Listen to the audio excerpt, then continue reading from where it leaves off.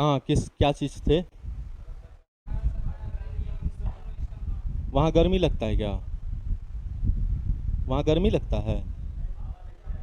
हैं? फैन नहीं है क्या उसमें? यहाँ आके बैठिए, यहाँ आके बैठिए, यहाँ आके बैठिए।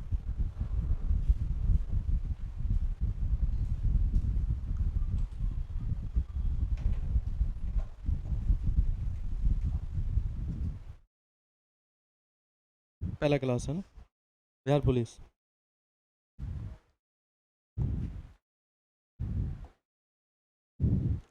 ब्रिटिश एक्ट पे थे ना? हैं?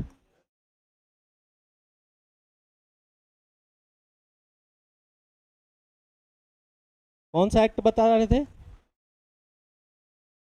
कौन सा एक्ट बता? हो गया था 1909। क्लियर हो गया था।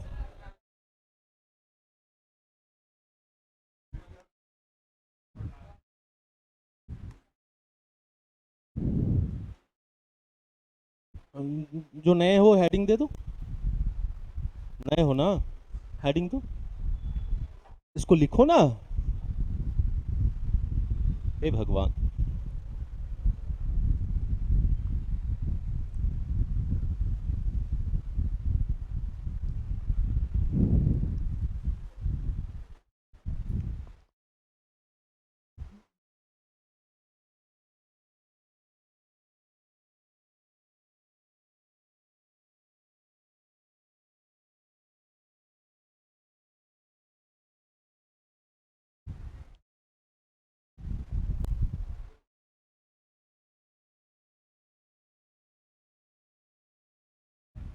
दिए? हाँ।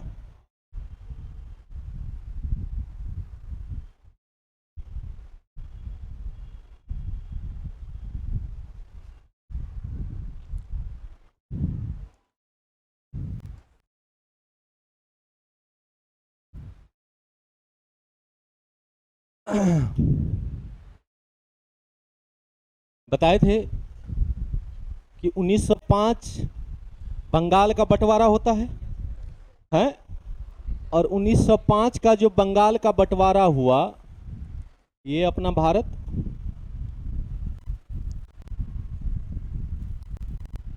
और 1905 में जो बंगाल का बंटवारा हुआ, बंगाल दो पार्ट में बट गया। एक को पूर्वी बंगाल और दूसरे को पश्चिमी बंगाल। अब बांटा था कौन? तो लॉर्ड कर्जन। कई बार एग्जाम में क्वेश्चन आया है कि बंगाल विभाजन का जनक किसे कहा जाता है, तो लॉर्ड कर्जन को कहा जाता है। अब पूर्वी बंगाल में मुस्लिमों की संख्या ज्यादा था और पश्चिमी बंगाल में हिंदुओं की संख्या ज्यादा थी। अब ये जो हिंदू है ये कभी नहीं चाहेगा कि बंगाल बटे दो भाग में।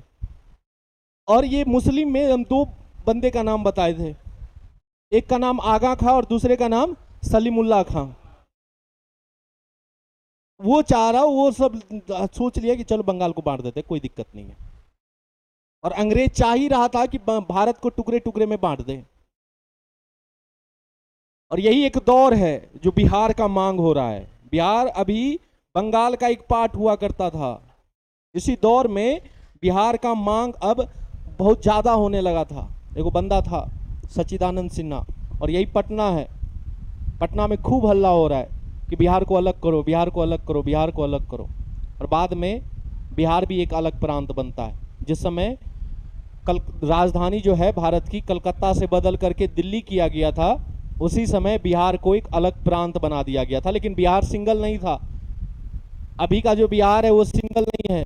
बिहार, झारखंड, उड़ीसा तीनों एक था। तो मुस्लिम लीग का स्थापना हुआ था 1906 में। क्यों हुआ था ये हम बता चुके हैं। तो 1909 में पहला जो प्रोविजन था, वो भारत में पहली बार पृथक निर्वाचन प्रणाली आई। प्रथम बार क्या आया? पृथक निर्वाचन, सेपरेट इलेक्शन प्रणाली। और पृथक निर्वाचन क्या होता है हम बता चुके हैं कि जिस धर्म के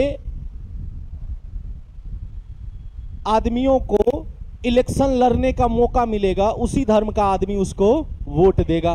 इसी को पृथक निर्वाचन कहते हैं। और हम बताए थे कि मान के चलो ये पटना है, और पटना में तो बहुत सारे जाति है, हिंदू भी है, सिख भी है, मुस्लिम भी है, बहुत है। अब मान के चलो कोई करीम नाम के बंदे को पटना से सीट मिला इलेक्शन लड़ने का, तो करीम से पता चल रहा है ये एक मुस्लिम है।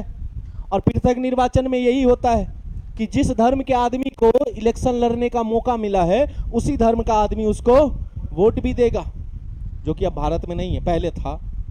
इसको बोला जाता है सांप्रदायिक चुनाव प्रणाली, यानी धर्म के आधार पर बांटना। और सांप्रदायिक चुनाव प्रणाली का जो जनक बोला जाता है वो लॉर्ड मिंटो को बोला जाता है। किसको बोला जाता है? लॉर्ड मिंटो द्वितीय को, क्योंकि उस समय भारत का जो वाइसराय था वो लॉर्ड मिंटो द्वितीय है। तो प्रथम पृथक निर्वाचन प्रणाली किसको? मुस्लिमों को ना, मुस्लिमों को पहला था ये प्रोविजन है। हमने बताया कि इस अधिनियम को मॉर्ले मिंटो सुधार के नाम से भी जाना जाता है। और मॉर्ले उस समय क्या है? तो भारत राज्य सचिव है, और मिंटो द्वितीय कौन है? भारत का वाइसराय है। राज्य सचिव का पोस्ट कब किस एक्ट में बनाया गया था बता चुके हैं? 1858 के एक्ट में बनाया गया था भारत राज्य सचिव का पोस्ट। और उस समय भारत का 1909 में भारत का राज्य सचिव कौन है?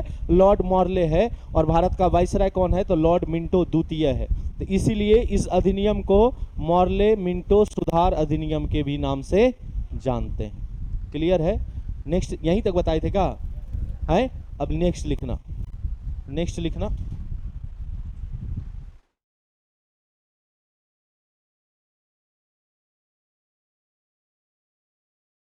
लिखना वाइसराय के वाइसराय के वाइसराय के कार्यकारी परिषद में, वाइसराय के कार्यकारी परिषद में भारतीयों को भारत के कार्यकारी परिषद में, सॉरी, वाइसराय के कार्यकारी परिषद में भारतीयों को बैठने का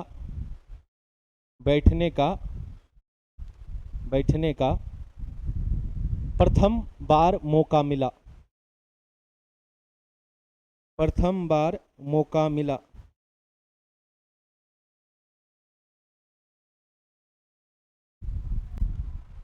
वाइसराय के कार्यकारी परिषद में,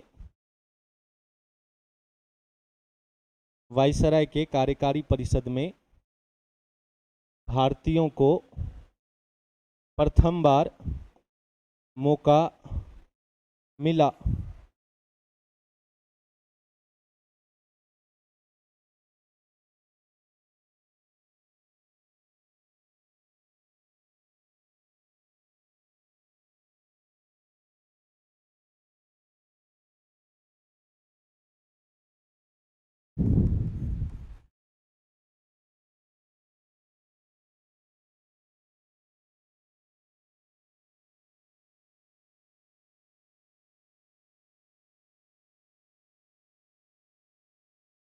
अब ये क्वेश्चन आ सकता है कि प्रथम भारतीय कौन था जो वाइसराय के कार्यकारी परिषद में गया? तो यहीं पे ब्रैकेट देके लिख लेना, प्रथम भारतीय, प्रथम भारतीय सत्येंद्र प्रसाद सिन्हा। सत्येंद्र प्रसाद सिन्हा, सत्येंद्र प्रसाद सिन्हा प्रथम भारतीय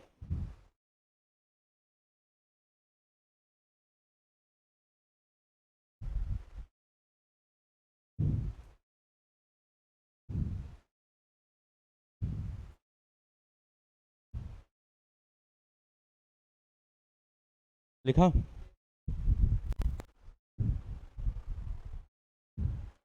नेक्स्ट पॉइंट लिखना, नेक्स्ट पॉइंट लिखना।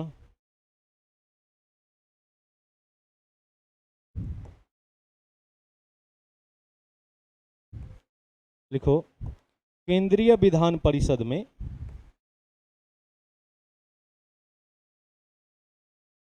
केंद्रीय विधान परिषद में केंद्रीय विधान परिषद में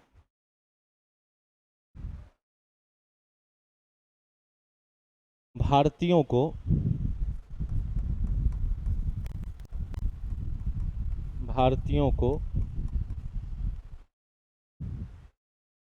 पूरक सप्लीमेंट्री पूरक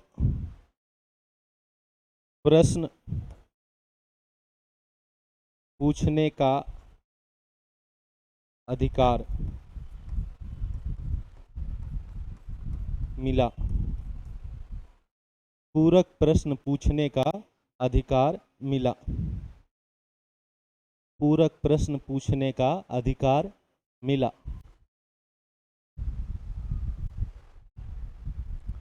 पूरक प्रश्न पूछने का अधिकार मिला। अंग्रेज तो हम लोग का कोई औकात ही नहीं था उसके सामने। अंग्रेज तो बोलता था कि भारत का जो नियम कानून कैसे चलेगा नहीं चलेगा ये भारतीयों को आता ही नहीं है। ये जो भारत में पूरा नियम कानून चलेगा ये भारतीयों को आता ही नहीं है। भारतीयों को दो ही मत। पहले तो विधान परिषद में भारतीयों को बैठने ही नहीं दिया जाता था। 1857 का विद्रोह हुआ, बोला आप बैठने दो, बैठने को मिला। बहुत दिन तक बैठा लेकिन सिर्फ बैठने का मौका मिला, सुनने का मौका मिला, कुछ बोलने का मौका नहीं मिला। फिर हल्ला किया कि अब बोलने का भी मौका दो। और अंग्रेज को इस बात का डर हो रहा था कि यदि नहीं दिए भारतीयों को कुछ करने का मौका तो फिर से कहीं ना कहीं भारत में वो 1857 का क्रांति ना हो जाए। ठीक है, बोलने का अधिकार मिला, लेकिन बोलने का अधिकार ये नहीं कि तुम वो यदि कुछ वो बोल रहा है कि शिक्षा पे हम 5,000 करोड़ खर्चा कर रहे हैं, जिसको आज हम बजट बोलते हैं ना, बजट, वही बजट भारत का खर्चा कैसा होगा उस समय उसका तय भारतीय लोग नहीं करता था, अंग्रेज लोग तय करता था। तो पहले उसमें भारतीयों को बैठने को भी मौका नहीं मिलता था, फिर भारतीयों को बैठने को मौका मिला, फिर पूछने को मौका मिला। लेकिन तुम पूछ सकते हो, तुम्हारा बात माना जाएगा नहीं। अब शिक्षा में 5,000 करोड़ खर्चा कर रहा है, क्यों कर रहे हो, इससे ज्यादा करो। अंग्रेज बहुत तेज था। अंग्रेज रक्षा पे ज्यादा पैसा व्यय करता था, शिक्षा पे बहुत कम करता था। भारतीयों को अशिक्षा में लाना चाह रहा था। स्वास्थ्य पे बहुत कम खर्चा करता था, लेकिन रक्षा पे ज्यादा खर्चा करता था। क्यों? क्योंकि सेना मजबूत रहेगा तभी ना अंग्रेज मजबूत रहेगा भारत में। तो रक्षा पे ज्यादा करता था। बाद में बोला कि अब बोलने का अधिकार दो। बोला ठीक है बोलना, क्योंकि डर लग रहा था अंग्रेजों को, जो जो मांग रहा है यदि नहीं दिए तो फिर से 1857 की क्रांति हो जाएगी। 1909 में बोला कि अब ऐसा नहीं काम चलता, अब हम जो तुमको पूछेंगे अब वो तुमको बताना पड़ेगा, और तुम जो हमको बताए अब फिर यदि हमको डाउट हुआ तो फिर तुमको बताना पड़ेगा। पूरक का मतलब ये हो गया, ये जो सप्लीमेंट्री क्वेश्चन है पूरक प्रश्न हुआ, पूरक का मतलब ये हो गया कि मान के चलो तुमने हमसे कोई क्वेश्चन पूछा कि सर हमको ये बताइए, तो हमने तुमको उत्तर दिया, उसी उत्तर पे फिर से तुम क्वेश्चन हमसे पूछ दिए, इसी को कहते हैं पूरक प्रश्न पूछने का अधिकार। मान के चलो बोला कि स्वास्थ्य पे 500 करोड़ रुपया खर्चा करेगा सरकार। एक बंदा उठ के खड़ा हुआ बोला कि 500 करोड़ में क्या होगा,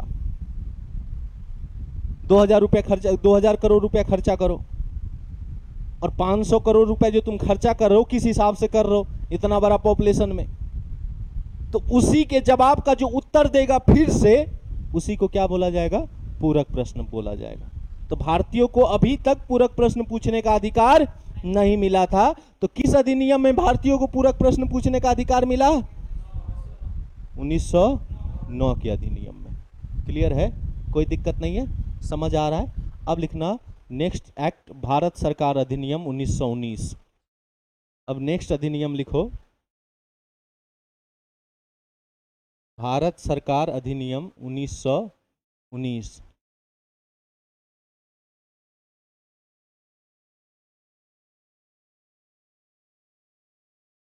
कौन किसी का बज रहा है?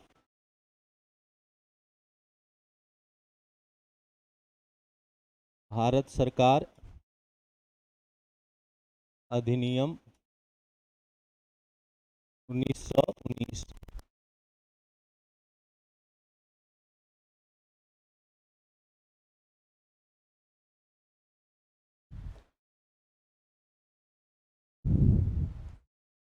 इसमें क्या क्या प्रावधान था ये हम लोग समझेंगे, लेकिन इसके प्रावधान से पहले तुमको कुछ समझना पड़ेगा।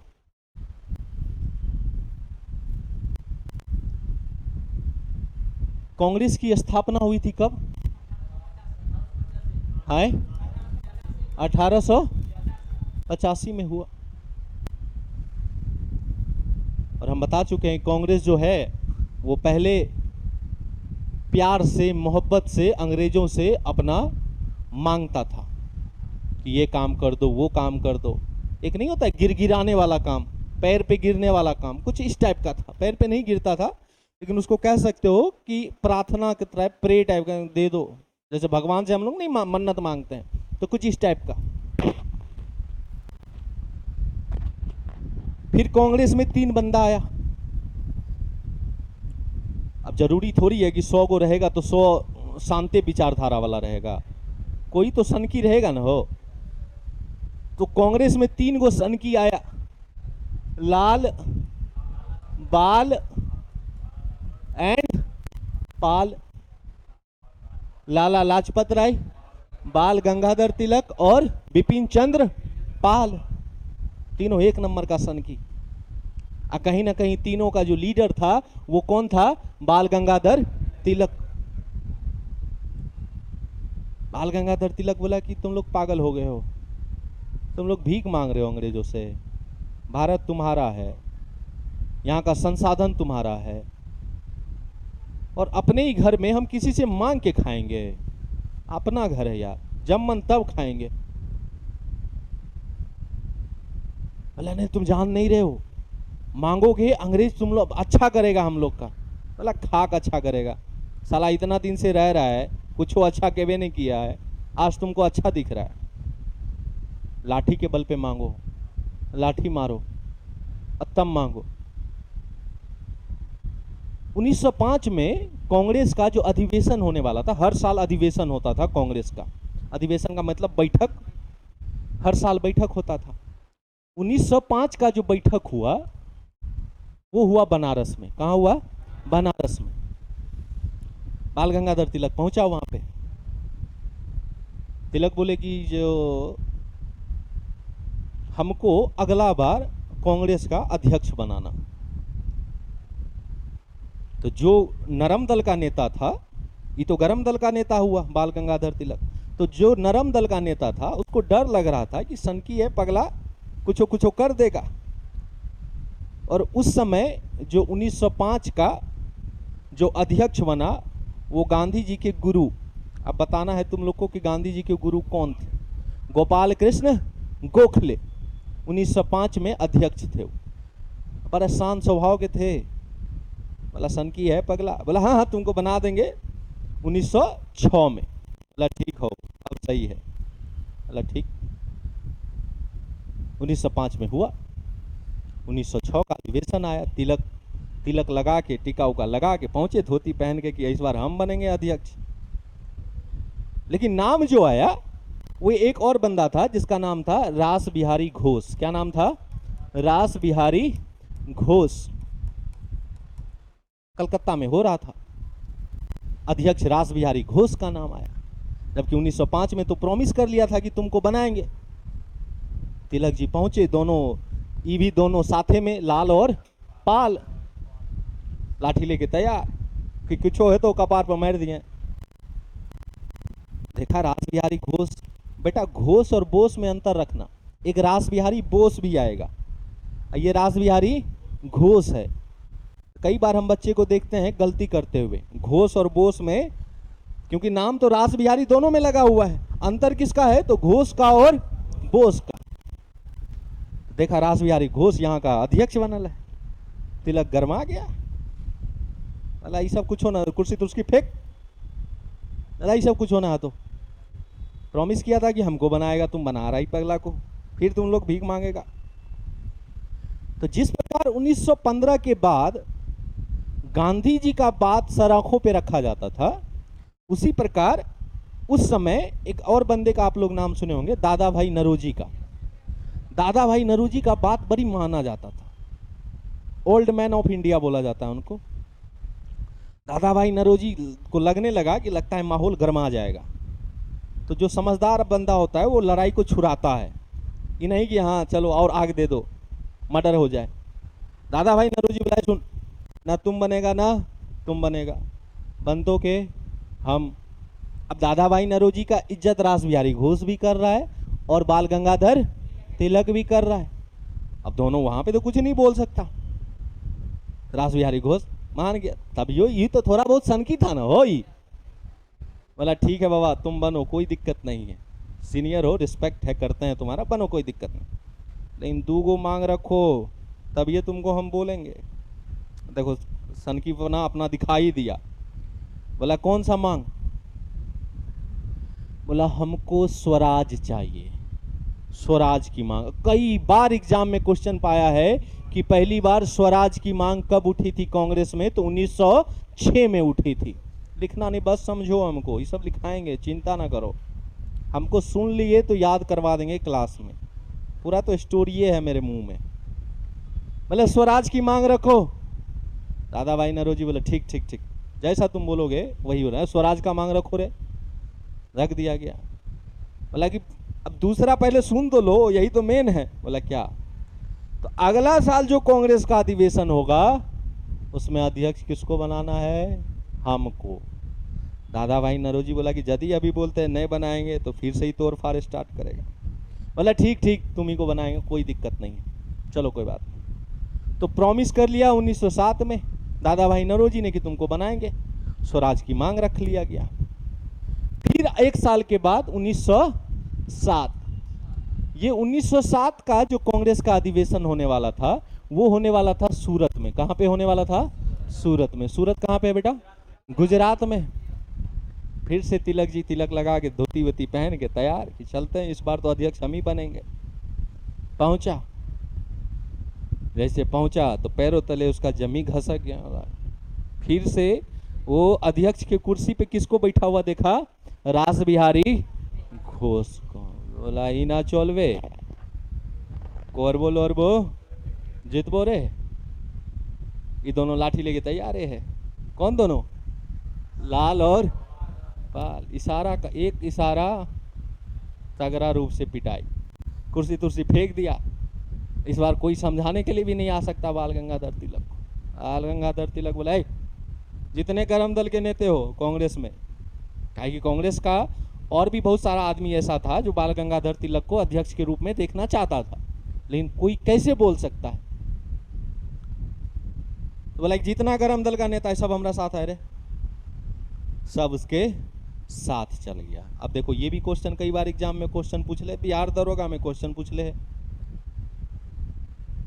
कि किस अधिवेशन में कांग्रेस में विभाजन हुआ था? तो 1907 के सूरत अधिवेशन में। 1907 में कांग्रेस 2 गुट में बट गया, एक नरम दल कहलाया और दूसरा गरम दल कहलाया। बोला कि पगला, सीनियर है तो का इज्जत कर रहे हैं तो मन जो मन वो करेगा, तुम बहुत इज्जत कर लिए, चल रहे सब, चल अपन गरम दल वाला, लाठिए के बल पे अंग्रेज को भगाएंगे। ये लोग भीख मांगते रहेगा सब दिन। बाद में समझ आया, वो जो नरम दल वाला बंदा सब था उसको समझ आया कि हाँ सही बात है। तो 1907 से भारत में क्रांतिकारी दौर स्टार्ट होता है। उससे पहले प्रेम मोहब्बत वाला, अंग्रेजों के पीछे पीछे तलवे चाटने वाला, कुछ इस टाइप का भारत का राजनीति था, पॉलिटिक्स था। बाद में बोला ना ना ना ना, अब लाठी के बल पे आओ। तो 1908 से स्टार्ट हुआ। बाद में बाल गंगाधर तिलक को पकड़ा भी गया देशद्रोह के आरोप में। फिर बाद में जेल से निकले, वो अच्छा खासा दिन रहे जेल में। ऐसे करते करते करते करते 1915 तक जाओ। भारत में गांधी को कोई जान नहीं रहा है। इसका मतलब ये भी नहीं है कि पूर्ण रूप से नहीं जान रहा है, जान रहा है, लेकिन शहर के इलाके के लोग गांधी का नाम सुना है, क्योंकि गांधी उस समय भारत में नहीं, गांधी लॉ करके, लॉ मतलब बैरिस्ट्री, जिसको एडवोकेट बोलते हो ना, वकील बोलते हो, तो लॉ करता है। तो गांधी जी लॉ किए अपना लंदन से, और फिर लंदन से आए तो अपनी पत्नी, उनकी नाम कस्तूरबा गांधी, अरे कहीं घुमाया नहीं तुम हनीमून पे वगैरह पे, ले चलो हमको। बोला कहाँ जाओगी? बोला जहाँ ले चलो। बोला चलो साउथ अफ्रीका घुमाते हैं तुमको। तो साउथ अफ्रीका में रहे, तो वहाँ पे बहुत अच्छा अच्छा काम किए, भयंकर भयंकर काम, ऐसा ऐसा काम किए कि बता नहीं सकते तुमको।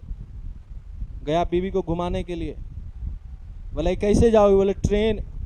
बोला फर्स्ट एसी में टिकट कटवाओ। फर्स्ट एसी में टिकट कटवाया। उस समय कानून था कि भारतीयों को फर्स्ट एसी में घुसने का अधिकार नहीं था, थर्ड क्लास में जाओ, जिसको हम लोग जनरल कहते हैं ना, उसमें जाओ। अब गांधी जी तो टिकट कटवाए थे फर्स्ट एसी का, कस्तूरबा गांधी पति पत्नी दोनों बैठल है। टीटी आया, बोला टिकट, तो नाम लिखा हुआ था मोहनदास करमचंद गांधी। बोला तुम इंडियन हो? बोला हाँ इंडियन है हम। बोला निकलो यहाँ से। बोला काहे? बोला भारतीयों को अधिकार ही नहीं है इस फर्स्ट एसी में बैठने का। बोला कि हमको तो अब टिकट काहे ले दिया, अब तो जब हम इसी होके जाएंगे, इसी पे जाएंगे। अब कस्तूरबा ये जी क्या कह रहा है? अरे शांत रहो ना, लेके चलेंगे इसी से तुमको। टीटी बोला कि तुमको नेक्स्ट स्टेशन जो आएगा वहां पे तुम उतर जाना अपने आप, नहीं तो सामान सहित बीबियों को फेंक देंगे ट्रेन से। फिर कस्तूरबा ये जी क्या कह रहा है? अच्छा चिंता ना करो, तुमको नहीं कुछ होगा। ऐसे ही नेक्स्ट स्टेशन आया, वही हुआ, सामान सहित दोनों को फेंक दिया गया। ये जी क्या करवा दिए तुम? मतलब कोई दिक्कत नहीं, चलो अब। भाई वहां गजब गजब कानून था भारतीयों के लिए। वहां मैरिज सर्टिफिकेट जेब में लेके घूमना पड़ता था। अब लड़की के साथ तुम घूम रहे हो, लड़की के साथ घूम रहे हो, अंग्रेज कोई पुलिस वाला आया, मतलब पति पत्नी हो रहे, हाँ, मतलब दिखाओ सबूत दिखाओ। सबूत मतलब मैरिज सर्टिफिकेट। मतलब कितना घटिया कानून है साला। टमटम देख रहे हो, टमटम जान रहे हो, टमटम घोड़ा गाड़ी, तो टमटम जहाँ पे नीचे में पैर रखते थे हम लोग, ऊपर में बैठ के पैर रखते थे ना, तो टमटम में जहाँ पैर रखा जाता था ना, वहां पे भारतीयों को बैठने का अधिकार था, ऊपर सीट पे नहीं। अरे साला एक नंबर का घटिया कानून बना के रख ले है। और बहुत सारे भारतीयों को उस समय मजदूरी जो होता था, जबरदस्ती मजदूरी होता था। 1 रुपये 2 रुपये, जैसे आज सब्जी मंडी लगता है ना, हो मछली मंडी, सब्जी मंडी, उस समय आदमियों का मंडी लगता था। एक लाइन से खड़ा कर ले आदमियों को, और आदमियों को बेचा जाता था भाव। अब ना ये परंपरा हट गई। क्रिकेट देखते हो? क्रिकेट वेस्ट इंडीज में बहुत सारे नाम सुने होंगे, शिवनारायण चंद्रपोल का नाम सुने होंगे, हाँ उसका बेटा बा खेल रहा आज टेस्ट में। राम नरेश सरवन एगो था, एगो वो जो है रे स्पिनर सुनील नारायण, सुनील नारायण नाम से नहीं लग रहा है भारतीय वाला नाम है। इस सब का बाप दादा सबको जबरदस्ती अंग्रेज ले गया था वहां पे काम करवाने के लिए, और वो लोग वहीं पे बस गया, तो जबरदस्ती काम करवाया जाता था, मल मूत्र साफ करवाया जाता था। गांधी जी जब देखे ना अफ्रीका में ये सब चीज, बड़ा वो असमंजस में पड़े। देखो विचारधारा, कितना खतरनाक विचारधारा होता है। इसीलिए हम बोलते हैं, कल उस दिन भी बोल रहे थे, मुंह खोलना बड़ा बात नहीं होता है। किसी को भी हम गाली दे देते हैं, किसी के बारे में हम लोग भला बुरा कह देते हैं, लेकिन उसके जीवनी को, उसके चरित्र को समझने का कोशिश नहीं करते हैं। गांधी को बहुत आदमी गाली दे देता है, लेकिन गांधी जी जैसा बनना सबकी बात नहीं है। वो इतने महान थे। पत्नी को बोले कि वो जो तुम मलमूत्र साफ कर रहा है ना, उसके साथ तुम भी साफ करो। बोला पागल हो गया क्या तुम यार, हमको आया घुमाने के लिए, बोल रहा है मलमूत्र साफ करो। बोला कि चिंता काहे कर रही, हम भी तुम्हारे साथ करेंगे। देखो पति होने का भी धर्म अपना दिया, एक अच्छा नागरिक होने का भी धर्म अपनाया उसने। तो एक पर एक काम करके, और भारत में धीरे धीरे शहर वाले इलाके में गांधी के बारे में पता चल रहा था कि कोई गांधी नाम का बंदा है जो अच्छा काम कर रहा है अफ्रीका में। 9 जनवरी 1915, कितना जनवरी? 9 जनवरी 1915 गांधी जी भारत आते हैं। उस समय तो एयर इंडिया चलता नहीं था, इंडिगो चलता नहीं था, तो शिप से आए, जिसको हम लोग पनिया जहाज कहते हो ना, उससे आए। पूरा बंदरगाह जो है भरा है, गांधी आ रहा है। भारत का अच्छा अच्छा राजनेता जो है फूल माला लेके तैयार है, राजनेता का यानी गांधी जी का स्वागत में। हुलक के देखे वाला साला, पूरा भीड़ है। भारत बहुत गरीब देश है, भारत लूट लिया है भारत को। फटा पुराना धोती पहना हुआ, कोई गंजी पहना हुआ, कोई गमछा लिया हुआ, माला लेके खड़ा है गांधी के स्वागत में। और गांधी पूरा सूट वूट पहन के खतरनाक वाला। गांधी हुलक के देखे वाला, अरे कस्तूरबा को चलो अंदर, फिर से चलो। अपना सूट बूट उतार दिए वो, और उसी वेशभूषा में आ गए जिस वेशभूषा में उनको स्वागत करने वाला लोग खड़ा है। बढ़िया से स्वागत होता है। और गांधी को हर एक जो उस समय राजनीतिक पार्टी था वो अपने पार्टी में लेना चाह रहा था। और उस समय भारत की जो सबसे बड़ी पार्टी है वो कांग्रेस है। कौन सा है? कांग्रेस है। जवाहरलाल नेहरू, मोहम्मद अली जिन्ना। जिन्ना बाद में ना पाकिस्तान का मांग करने लगा, पहले जिन्ना अच्छा आदमी था। खराब कैसे हुआ बताएंगे आगे के इतिहास में जब पढ़ाएंगे। तो ये सब तैयार हो, जिन्ना बोला कि गांधी जी को ले चलो, बढ़िया रहेगा। 1916 का अधिवेशन हुआ लखनऊ में। कहाँ हुआ? लखनऊ में। कांग्रेस का जो 1916 का अधिवेशन हुआ वो लखनऊ में हुआ। गांधी जी को खूब मनाया गया कि आप चलिए कांग्रेस के अधिवेशन में कुछ बताइएगा, भाषण दीजिएगा। और यही एक दौर है जो बिहार के चंपारण, बेतिया का नाम सुने हो ना, मोतिहारी चंपारण वाला इलाका, यहाँ पे अंग्रेज जो है वहाँ के किसानों से जबरदस्ती नील की खेती करवाती थी। नील देखे होंगे, गांव देहात में कपड़ा को साफ करके नील में नहीं डुबाया जाता था। अब तो चल गया जमाना, लेकिन हम लोग देखते थे। तो नील की खेती पे बड़ी खतरनाक खेती होता है उसका। एक बार यदि जिस जमीन पे नील का खेती हो गया, 3 साल तक उस जमीन पे कोई धान गेहूं नहीं होगा, इतना खत्म वाला खेती होता था। और जबरदस्ती किसानों से करवाया जाता था।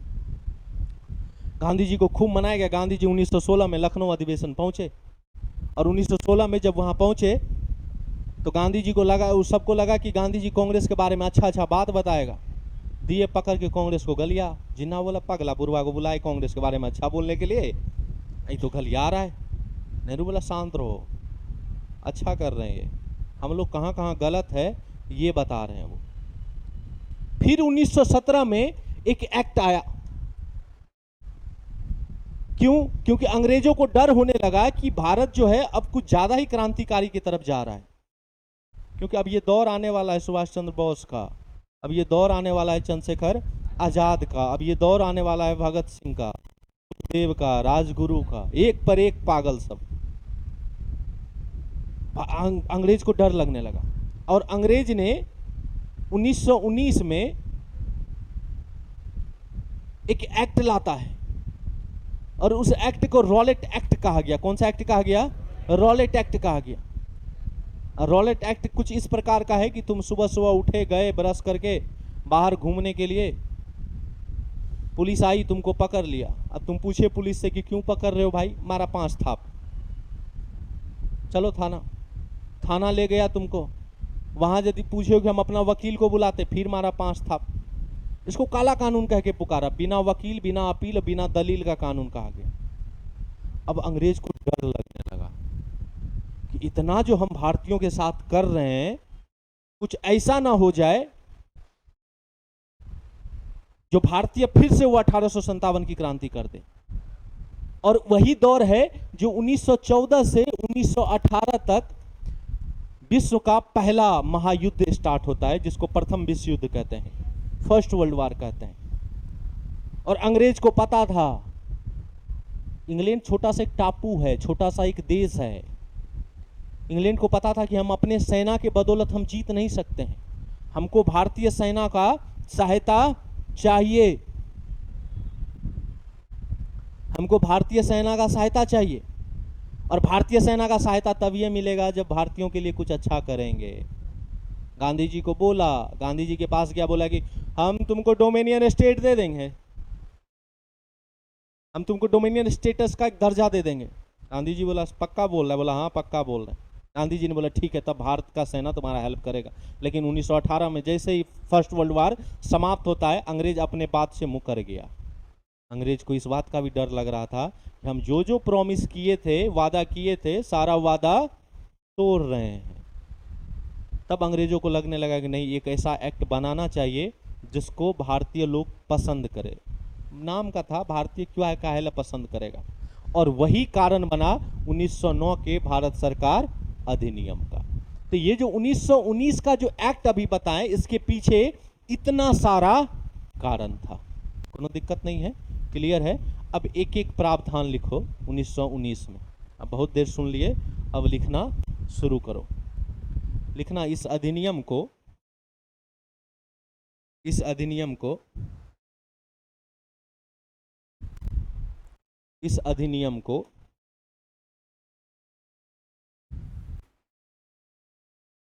इस अधिनियम को मॉन्टेग्यू मॉन्टेग्यू इस अधिनियम को मॉन्टेग्यू, हाँ मॉन्टेग्यू चेम्सफोर्ड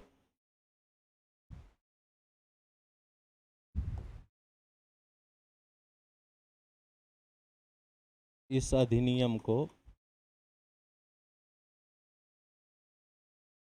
इस अधिनियम को मॉन्टेग्यू चेम्सफोर्ड चेम्सफोर्ड सुधार के नाम से भी, सुधार के नाम से भी जाना जाता है। इस अधिनियम को मॉन्टेग्यू चेम्सफोर्ड सुधार के नाम से भी जाना जाता है। और मॉन्टेग्यू जो है वो कौन है? तो भारतीय राज्य सचिव है, भारतीय राज्य सचिव है। और चेम्सफोर्ड जो है वो वाइसराय है। चेम्सफोर्ड जो है वो कौन है? वाइसराय है।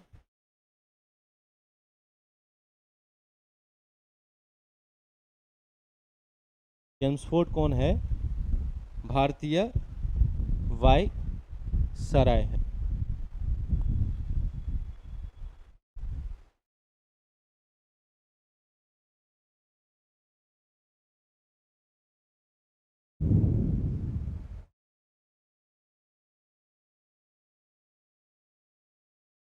वाइसराय एक पोस्ट होता था। 1858 के एक्ट में हम बताए थे ना कि भारत के गवर्नर जनरल को क्या कहा जाने लगा था? भारत का वाइसराय कहा जाने लगा था। एक पोस्ट हो गया। जैसे तुम मान के चलो स्टूडेंट हो, हम बोल दिए कि आज से हम क्लास का कोई एक मॉनिटर बनाते हैं, तो मॉनिटर क्या हुआ? एक पोस्ट हो गया ना। तो सेम वही, क्लियर है, कोई दिक्कत नहीं। दूसरा पॉइंट लिखना, दूसरा पॉइंट लिखना, इस अधिनियम के अंतर्गत, इस अधिनियम के अंतर्गत, इस अधिनियम के अंतर्गत देखो, अभी तक सिर्फ मुस्लिमों को ही मिला था, अभी तक सिर्फ मुस्लिमों को ही बांटा था। अब देखो अंग्रेज कितना तेज है। अब इस लाइन से समझ आएगा। इस अधिनियम के अंतर्गत सिख, सिख कोमा ईसाई, सिख कोमा ईसाई कोमा आंग्ल भारतीय, आंग्ल भारतीय, आंग्ल भारतीय यानी एंग्लो इंडियन, आंग्ल भारतीय को को को पृथक, पृथक निर्वाचन पृथक निर्वाचन प्रणाली के पृथक निर्वाचन प्रणाली के अंतर्गत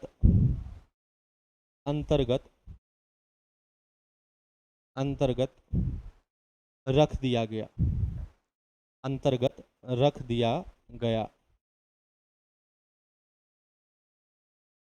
अब जो पृथक निर्वाचन मिल रहा है सिख को दे दिया, ईसाई को दे दिया और आंग्ल भारतीयों को दे दिया। अब कहने का मतलब है कि अब ऐसा एरिया आएगा जिसमें सिख संप्रदाय के लोगों को यदि चुनाव लड़ने का मौका मिला है तो सिख संप्रदाय का जो लोग चुनाव लड़ेगा उसके वही लोग उसको वोट देगा। ईसाई में भी वही कर दिया, आंग्ल भारतीय में भी वही कर दिया। अब देखो कितना तोड़ रहा है भारत को, टुकड़ा टुकड़ा में अंग्रेज तोड़ रहा है और हम लोग समझ नहीं पा रहे। तीसरा पॉइंट लिखना, इस अधिनियम के तहत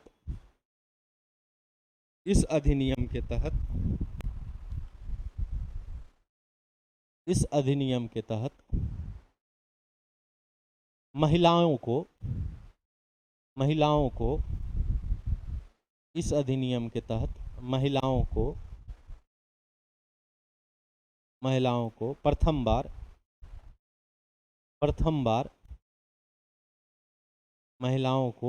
बार वोट देने का अधिकार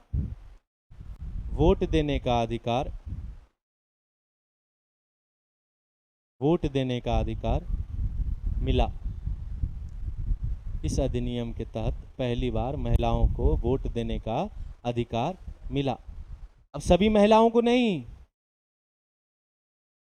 जैसे आज वोट देने के लिए जाता है तो सभी महिला जाती है ना, जो वोट देने का एज पार कर गई सब जाएगी वोट देने के लिए। ऐसा थोड़ी नियम है कि ब्राह्मणी महिला वोट देगी या ओबीसी महिला वोट देगी, सब महिला वोट देगी, चाहे खरा कोई भी क्यों ना हो, वोट तो सब देगा। लेकिन उस समय जो महिलाओं को वोट देने का अधिकार मिला, और ये एग्जाम में क्वेश्चन पूछ चुका है कि किस अधिनियम के तहत पहली बार महिलाओं को वोट देने का अधिकार मिला, तो किस अधिनियम के तहत? 1919 के अधिनियम के तहत।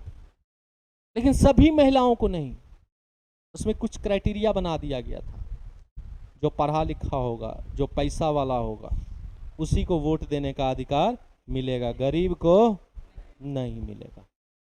लेकिन कति क्वेश्चन आए कि किस अधिनियम के तहत पहली बार महिलाओं को वोट देने का अधिकार मिला, तो 1919 के अधिनियम के तहत। क्लियर है? आज यहीं तक रखो, इसके आगे नेक्स्ट ले चलेंगे। अच्छा, तुम लोग का रेगुलर कर दिया जाए क्या है? शाम भला